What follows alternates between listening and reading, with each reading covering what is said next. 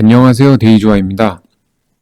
이번 영상에서는 매물대에 대해서 설명을 할까 합니다. 이제 매물대가 트레이딩을 하는데 굉장히 중요하거든요. 이 매물대를 파악하는 거.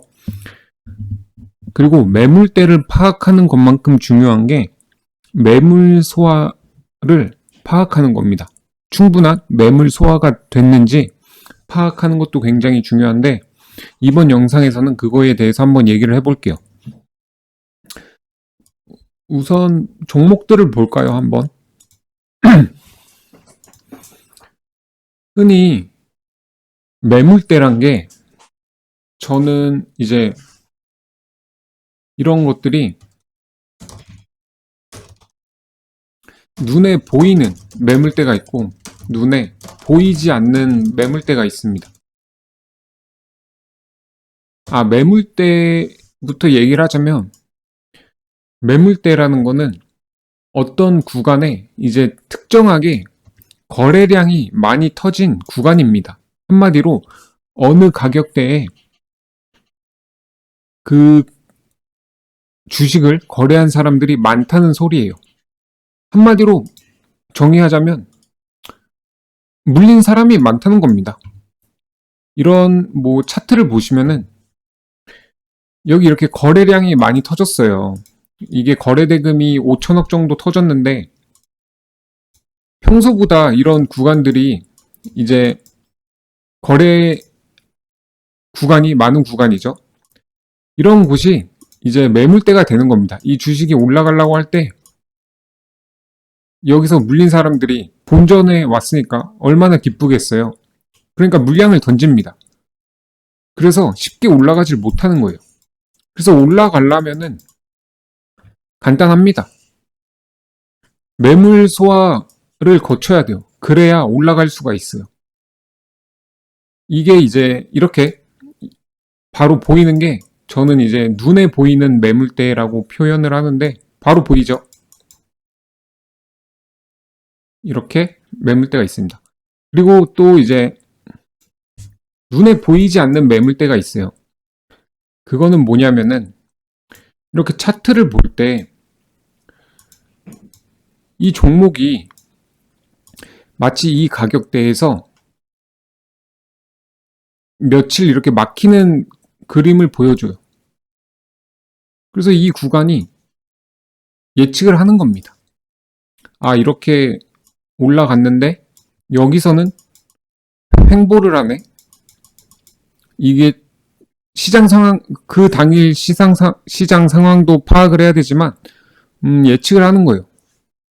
이 위 구간은 뚫으려면은 뭔가 새로운 호재가 필요할 수도 있겠구나. 이렇게 파악을 하는 겁니다. 이 구간도 돈이 많이 들어왔죠. 그리고 이런 매물대가 생성이 돼요. 눈에 보이지 않는 매물대가.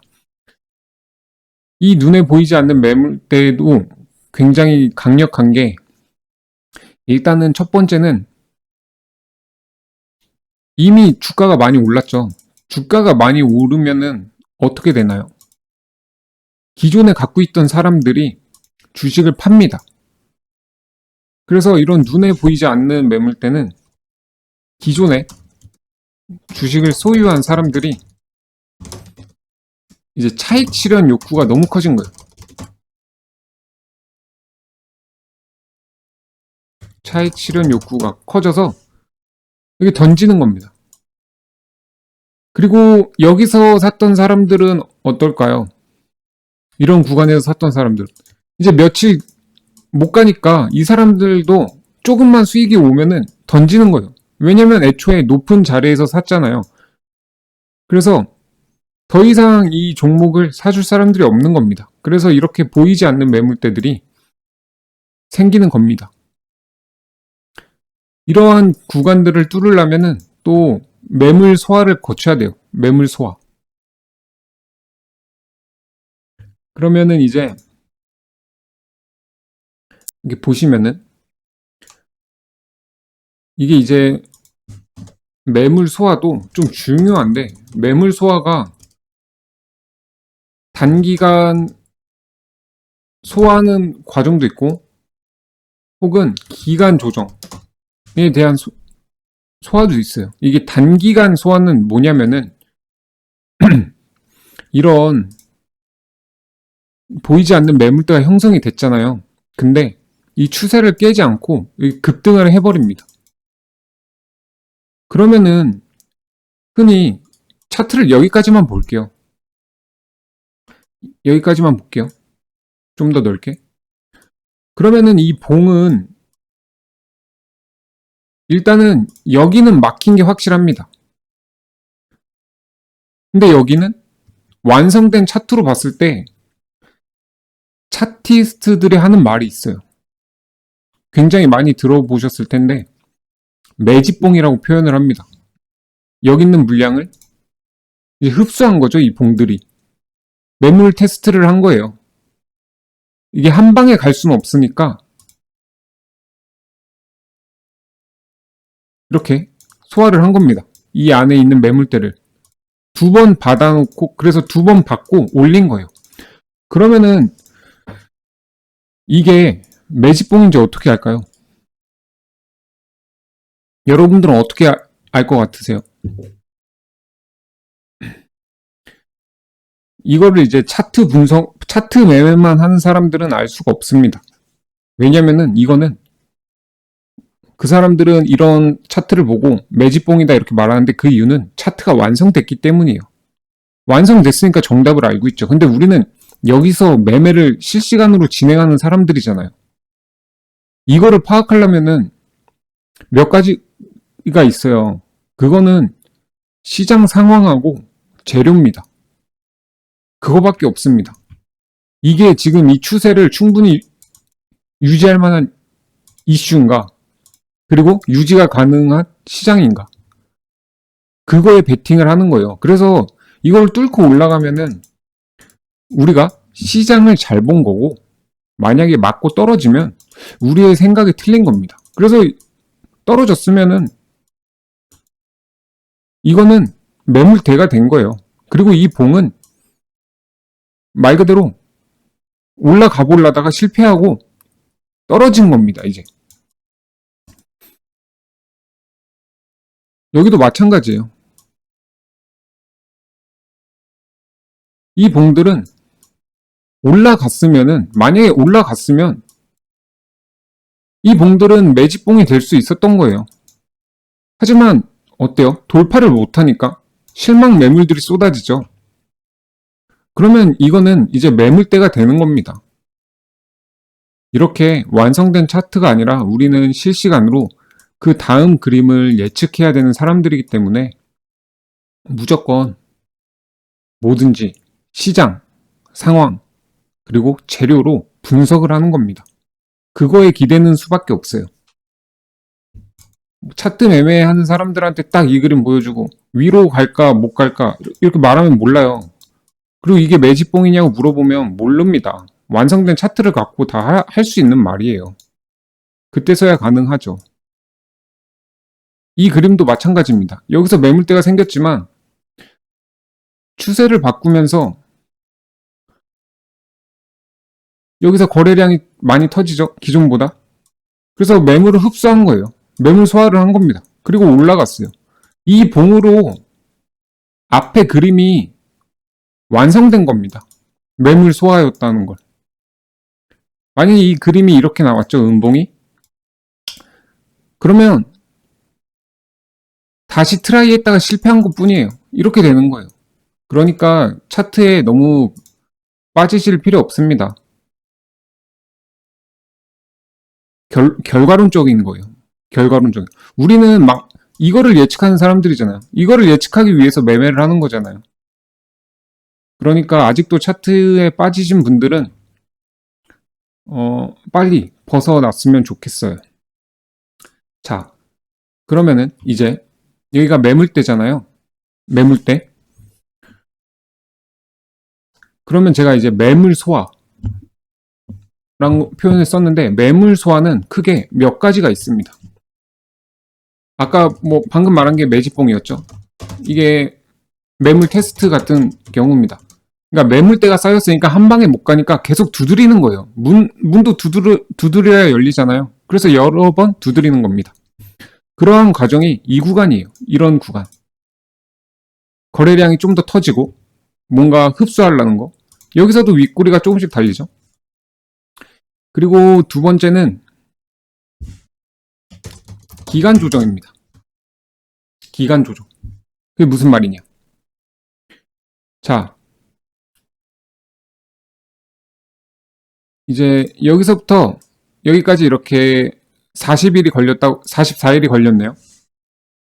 어떤 사람은 주식을 3일을 갖고 있는 사람도 있고, 일주일 만에 파는 사람도 있고, 누구는 뭐 한 달 갖고 참을 수 있는 사람들 있고, 그렇게 다양합니다. 그래서 기간이 길어질수록 주식의 매물대가 점점 얇아져요. 그러니까 누구는, 아, 나는 이거 여기서 샀다가 이렇게 떨어졌을 때 바로 파는 사람들도 있지만, 며칠 기다려보고, 아, 마이너스 5% 내에 오면 파는 사람도 있고, 아니면 좀 더 기다렸다 파는 사람도 있고, 그렇게 매물 소화는 기간 조정이 필요합니다.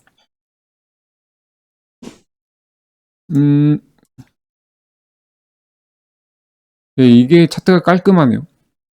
예를 들어서 이런 구간이 이제 보이지 않는 매물대가 됐잖아요. 그럼 여기서 양봉이 나왔는데 마찬가지예요. 이 구간 동안 이 기간 동안 이 구간의 매물대들이 약해진 거예요. 계속 파는 거죠. 누군가는 못 참고 다음 양봉을 못 기다리고 파는 겁니다. 그렇게 매물 소화는 매집봉과 기간 조정이 있다. 그리고 차트에서 좀 급락하는 모습도 나오면 좋아요. 이런 모습들인데, 이런 모습들 있잖아요. 그게 왜 그러냐면은, 이런 흔히 휩소 패턴이라고 하잖아요. 잠깐 빼는 거. 그런 거 있으면은 갖고 있던 사람도 마이너스가 점점 찍히는 순간 팝니다. 못 참고. 그래서 어떻게 보면은 이런 하락들도 이 매물대를 약하게 만드는 원인이 됩니다. 그래서 이런 단기 하락과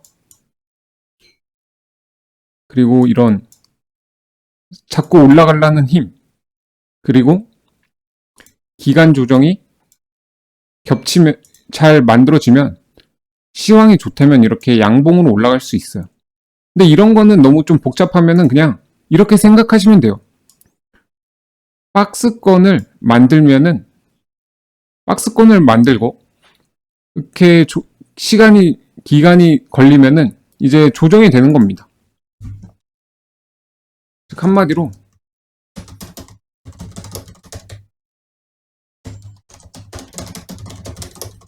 그리고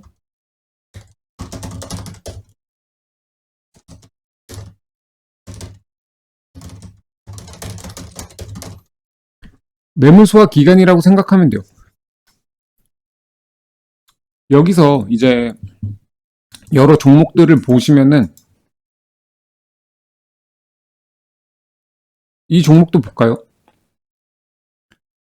여기 이렇게 매물대가 만들어지죠. 만들어집니다. 여기서 못 가면서 이때부터 생각을 하는 거예요. 아, 여기가 매물대구나. 이 구간을 뚫으려면 뭔가 더 있어야 될 수도 있겠다라고 생각을 하는 거예요.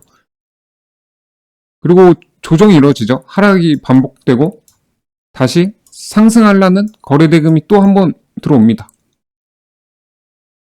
그리고 여기서도 계속 만들면서 단기간에 이제 박스권을 만들어요. 근데 여러분들, 이 박스권이 어떤 종목은 짧고 어떤 종목은 길잖아요. 이것도 마찬가지예요. 시황하고 재료밖에 없습니다. 여기서도 재료가 터졌어요. 그래서 이런 거를 이제 뚫고 올리는 거예요. 이런 종목들이. 전부. 어떻게 차트로 예측을 할 수가 없습니다. 어떤 패턴이 되면은 오른다. 이런 거는 없어요. 이거 다 결과론적인 거예요. 차트를 이제 통계 낼 때도 완성된 차트로 통계를 내거든요.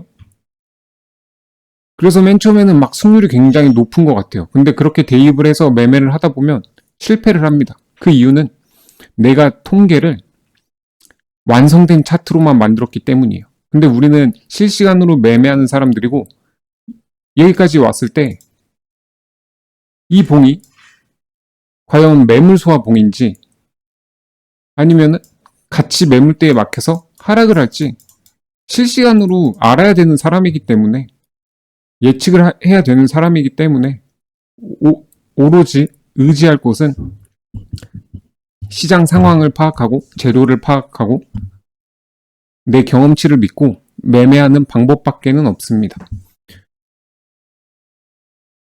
네, 이렇게 매물대에 대해서 좀 간단하게 설명을 했는데, 좀 더 분봉으로 디테일하게 설명을 해볼게요. 한 종목을 예로 들겠습니다. 3분봉으로 볼까요? 여기 3월 28일까지 볼게요. 이제 3월 19일이잖아요, 여기가. 여기 봉 기준으로 보겠습니다. 3분봉으로 볼게요. 이때 보면은 여기 상장일날 거래량이 많이 터지죠. 이 부분이 어떻게 보면 매물대의 시작입니다. 이런 구간들이.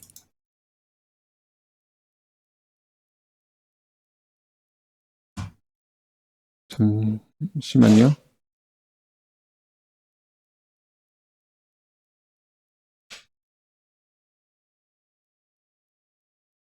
네.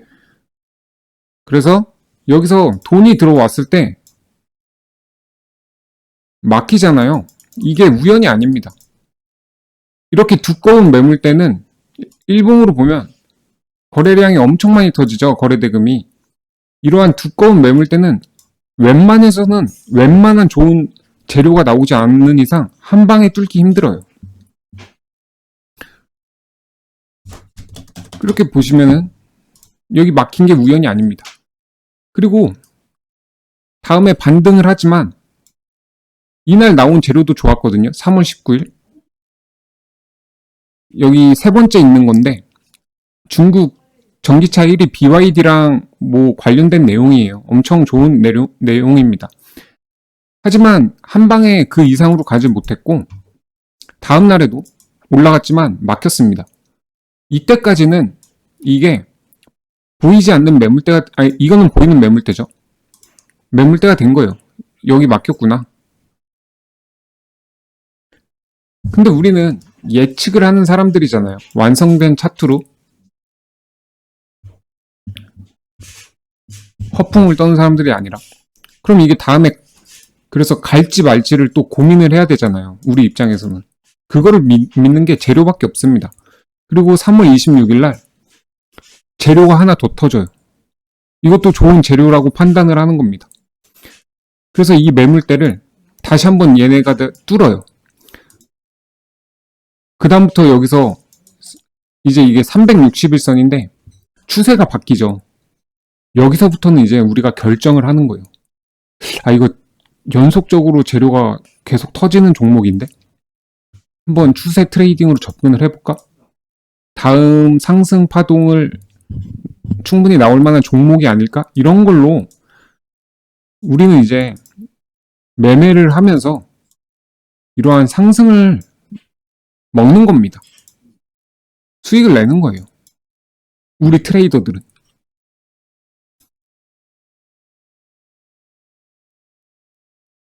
이렇게 다 완성된 차트를 갖고 와서 뭐 어디서 매매할지 뭐 차트에 선을 긋고 무슨 마치 공식이 있는 것처럼 얘기를 하지만 사실은 그런 거는 허상입니다. 우리는 과거의 차트를 보고 미래를 예측할 수 없어요. 과거의 차트를 보고 미래를 예측할 수는 절대 없습니다. 그거는 정말 없어요. 있는 경우는 있는데 예외적인 건 있어요. 근데 그거는 일정들을 알고 있어야 돼요. 일정들을. 그 차트의 재료가 뭔지 알고 있어야 되고, 예를 들어서 제가 오늘 상한가를 가한 종목이 있거든요. 펩트론. 제가 이게 여러분들에게 말한 게 있어요. 이게 뭐냐면은 제가 유튜브에 4월 1일 날 수상한 종목이 포착됐다라고 이렇게 유튜브에 영상을 올렸어요. 왜냐면 재료가 없었거든요. 근데 얘가 여기서 거래량이 터집니다. 1000억이 터졌어요. 그래갖고 근데 제가 이 종목이 4월 25일 날 일정이 있는 걸 알고 있었어요. 무슨 연구 성과를 4월 25일 이후로 발표를 하거든요. 그래서 저는 이 돈이, 근데 이날 뉴스가 없었는데 이 돈이 들어온 거예요. 외국 자금이 엄청 들어옵니다. 그래서 제가 얘네들 이거 정보를 미리 접했구나, 선취매를 하고 있구나 이렇게 생각을 했어요. 그래서 제가 이 종목을 만약에 매매한다고 치면 정확한 재료는 모르잖아요. 4월 25일 날 발표인데. 근데 이런 거는 이제 선취매라고 생각하고 차트 믿고 베팅하는 거예요. 그 방법밖에 없습니다. 정말 그 방법밖에 없어요. 왜냐면 정보가 없잖아요. 그래서 뭐 상승 추세를 탔으니까 그냥 차트 믿고 베팅하는 방법밖에 없어요. 어떻게 보면 이것도 뭐 차트 매매가 될 수는 있겠죠. 돈이 들어왔으니까. 하지만 이 종목에 재료가 뭔지도 알고 있고 일정도 저는 알고 있으니까 그게 이렇게 말할 수 있는 거지. 이러한 정보 아무것도 없이 차트만 보고 알 수 있다는 없습니다. 물론 차트 매매를 하는 분도 제 주위에 있긴 있어요. 있긴 있는데 매매법이 다르긴 합니다. 근데 우리는 회전율을 높이는 매매에서는 무조건 시황 재료를 봐야 됩니다. 차트 매매로 돈을 아예 못 버냐? 그건 아니에요. 솔직히 그건 아닙니다. 다만 회전율이 너무 낮습니다. 차트 하나로. 여러분들도 생각해 보세요. 주식을 하면서 얼마나 볼 게 많아요. 재료도 보고 차트도 보고 뭐 시황도 보고 이래야 되는데 난 그게 힘들다고 오로지 하나만 보겠다 이러면은 당연히 여러 개를 보는 사람을 절대 못 이깁니다. 돈은 벌 수 있어도 같은 금액 대비 회전율이 낮을 수밖에 없어요. 하나만 보고 내가 최고가 될 수 있다? 그런 거는 절대 없습니다. 그러니까 차트는 우리에게는, 회전율을 높이려는 우리에게는 그냥 수많은 지표 중에 하나다. 이 정도로 기억해 주시면 될 것 같아요. 네, 영상은 여기까지 찍도록 하겠습니다. 제 영상이 도움이 되셨으면 좋아요와 구독, 댓글 부탁드립니다.